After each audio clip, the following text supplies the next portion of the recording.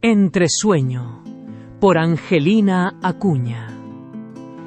Entresueño, entrevillar al canto quieto de la madrugada. A veces un efímero lapso de entresueño. Casi real, casi olvido, casi sueño. Me devuelve al pasado.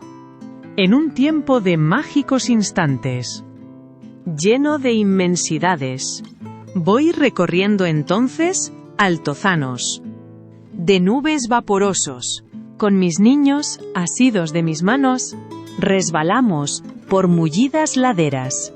En tobogán de risas deslumbradas. Corremos sobre campos amarillos. Y colinas de jade. Y rosadas praderas. Y tibios arenales de júbilos plateados. Un instante de pájaros. Contiguo a las celestes melodías. Un instante de flores impalpables. Como de mariposas siderales. Y la canción de un río. Música aventura, de lotos navegables. En viaje a la deriva. ¿Son estrellas o flores las que viajan? Luciérnagas o peces tornasoles. Los que alumbran el sueño de las aguas. Luego, un viento de dalias. Y una brisa de rosas deshojadas. Alas de travesuras y risa de amapolas. Y volamos como ángeles del aire. En ingrávido tiempo de corolas, la risa de mis niños.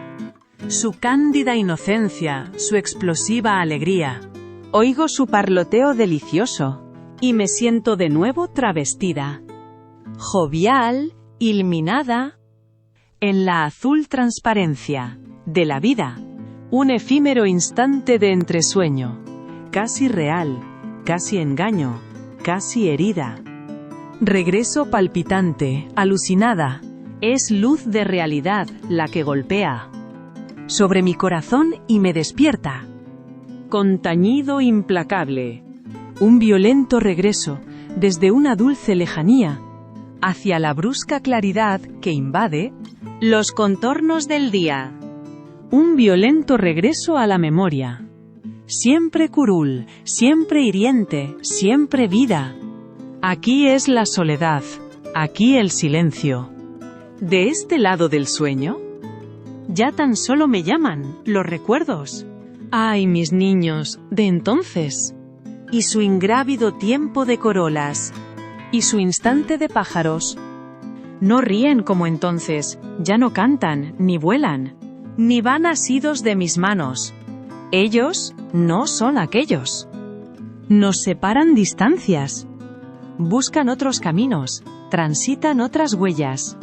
Y yo, desde el espejo de aquel tiempo de auroras, tampoco soy aquella. Bienvenidas y bienvenidos. Hoy nos vamos a sumergir en los materiales que tenemos sobre una figura, yo diría, capital de las letras guatemaltecas del siglo XX, Angelina Acuña. Sí, tenemos una colección bastante completa. Biografías, artículos críticos, y todos pintan el retrato de una mujer multifacética.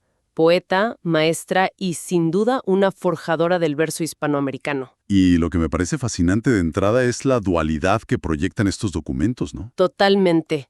Por un lado, una maestra del rigor clásico, una defensora casi absoluta de la estructura, de la métrica.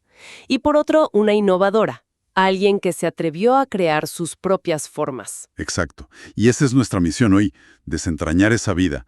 Vamos a trazar un mapa de su trayectoria, desde sus raíces en Jutiapa hasta ese reconocimiento continental, para entender no solo qué escribió, sino por qué su enfoque sigue siendo tan relevante. Es una figura perfecta para entender la evolución de la poesía en la región. Pues empecemos por el principio, por sus orígenes. Claro, la base de todo. María Angelina Acuña Sagastume nace en Jutiapa, Guatemala, el 31 de enero de 1905. Sus padres fueron Francisco Acuña y Adela Sagastume. Y vivió una vida extraordinariamente larga. Fallece en su misma ciudad natal el 14 de junio de 2006. Sí, con 101 años cumplidos. Fíjate, esa longevidad le permitió ser testigo y protagonista de casi todo el siglo XX guatemalteco. Es impresionante. 101 años. Es casi un siglo de historia visto a través de sus ojos. Pero las fuentes señalan un momento clave en su juventud, su traslado de la provincia a la capital. Ese viaje parece ser el catalizador de todo, ¿verdad? Parece que sí. Fue fundamental.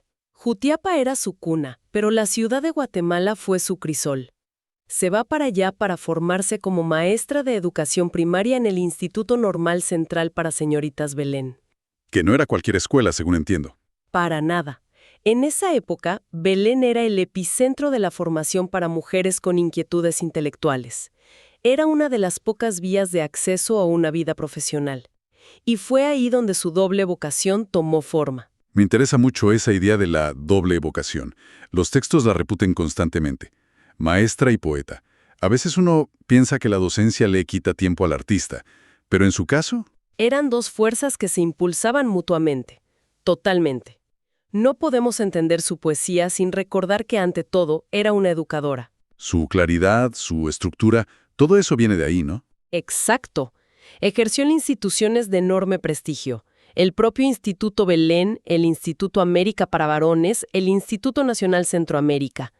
Para ella, dar forma a las mentes jóvenes y dar forma a un poema no eran actividades separadas. Venían de la misma fuente. Provenían de la misma fuente de inspiración, de disciplina y de amor por el lenguaje. Una vocación alimentaba a la otra. Y esa precisión nos lleva directo al corazón de su arte, ¿no? A su herramienta principal, el soneto. Las fuentes insisten en que era su obsesión, su pasión.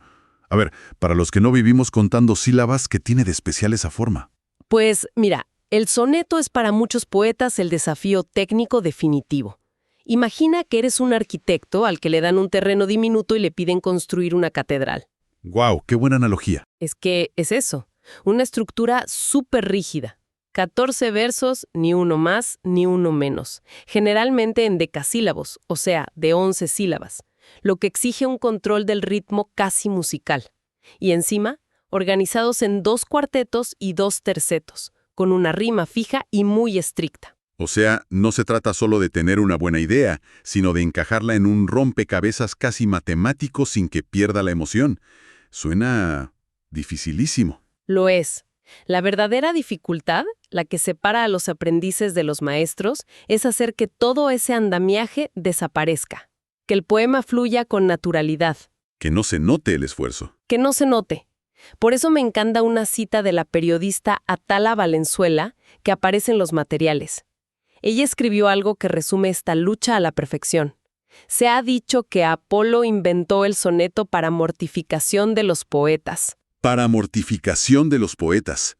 Es brillante. Captura esa mezcla de reverencia y frustración. ¿Sí? Y sin embargo, todas las fuentes coinciden en que Angelina Acuña no solo aceptó esa mortificación, sino que la convirtió en su especialidad. Pero aquí es donde la historia da un giro fascinante. No le bastó con dominarlo. No, y ese es el salto que la define. Dominar una forma te hace un gran artesano. Inventar una nueva te convierte en creador.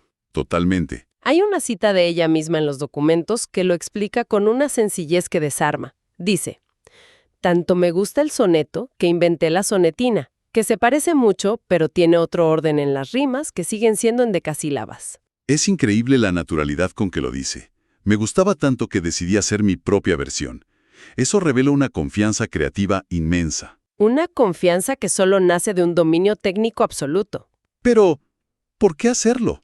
Si ya dominaba la forma perfecta, ¿qué necesidad había de cambiarla? Esa es la pregunta clave. Y la respuesta nos da una visión profunda de su proceso. Quizás sentía que la estructura del soneto clásico, con ese cierre tan rotundo, no siempre se ajustaba a la emoción que ella quería expresar. Quizás una emoción más ligada a su tierra, ¿no? Podría ser. La sonetina, con su mayor libertad en la rima, le permitía mantener la musicalidad y la estructura, pero con una cadencia distinta, más flexible. En cierto modo, fue su manera de guatemaltequizar la tradición. resolvió la mortificación de Apolo creando una regla nueva. Es como un chef que domina una receta clásica por años y un día decide, ahora voy a crear mi propia versión, una que sepa a mi hogar. Exactamente.